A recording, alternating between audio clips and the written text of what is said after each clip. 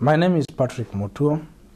I'm the science coordinator and the team leader of the Mutuo of Millennium Villages cluster. When people ask me about the Millennium Villages project, there are two ways I approach it. One, if I only have 1 minute with you, then I will simply tell you that we are piloting the implementation of the MDGs in view of advising policy on what need to be done at the larger scale so that the African countries and other undeveloped countries can achieve the MDGs.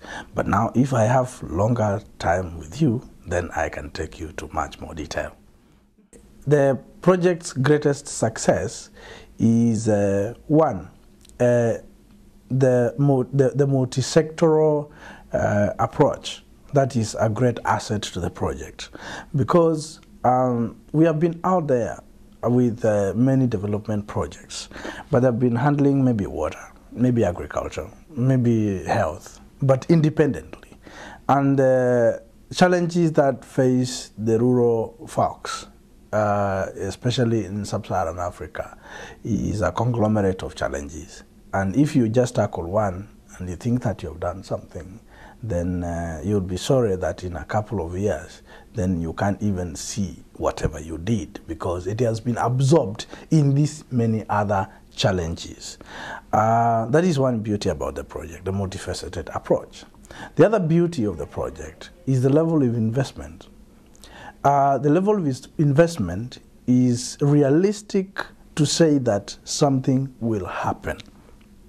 Because if you're putting in, say, $20 per capita per year investment, we've seen many projects there going out there with $50,000 to cover an entire district, and that is they want to do a project.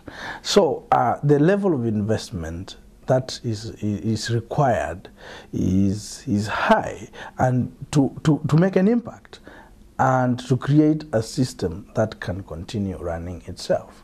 So in this case, I would say the Millennium Villages project is bold enough to invest a lot more and champion the same message, because it is true, people are afraid of putting in much more money into development projects because they think it is not sustainable. But what we have ended up sustaining is poverty. We have not ended up sustaining what we call development. So that is one other beauty. The other beauty, of course, what I would say, the other beauty of the Millennium Villages project is that it is community driven. It is community driven. They have to come up with their own challenges, they come up with their own priorities, and we just integrate the science into what they already appreciate and what they already know. So that way, it is not an order from Nairobi. It is not an order from New York, or it's not an order from wherever. So that is another beauty of the project. There were some challenges at the beginning of the project. One of them is that the government used to just take us just like another NGO. Because, like in Kenya, we didn't have any other site to show that, look, this is what is happening. This is how the integration between the project and the government and other partners is taking place. So in Kenya, we have had to run a show more solely, just to show that, to demonstrate that, yes, this is what we are doing. And we have had to bring the government on board much later. You know, they were there, they were saying, oh, it's beautiful, whatever, but they used to appreciate just to take us just as another project, another NGO. So when you're talking about government contribution into whatever we are doing, you know, we say the government must put in like $30 per capita per year, while we are putting in 50.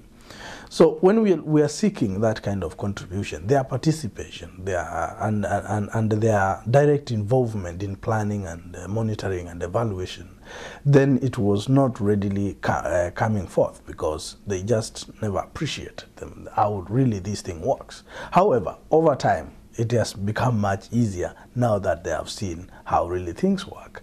For other villages, it has been much better because, like in Bola, we have had to get the district administration, all of it come to Sauri and see what is happening, so that now they say, oh yes, now we will agree to work with you in the Millennium Villages project. We were unlucky that we didn't have an example to follow. That's one of the main challenges when we were starting up. The other challenges initially was that it was very involving with the community, because we had to work with the community, create many committees which were very engaging. The initial process of the planning, starting the execution, when everything was still a mist, it was really engaging.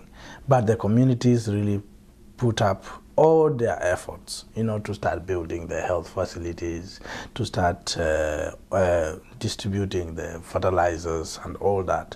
That was a challenge. Of course, we started from a murky kind of a situation before now even the structures were put in place. So it was actually indeed a challenge when we were getting started.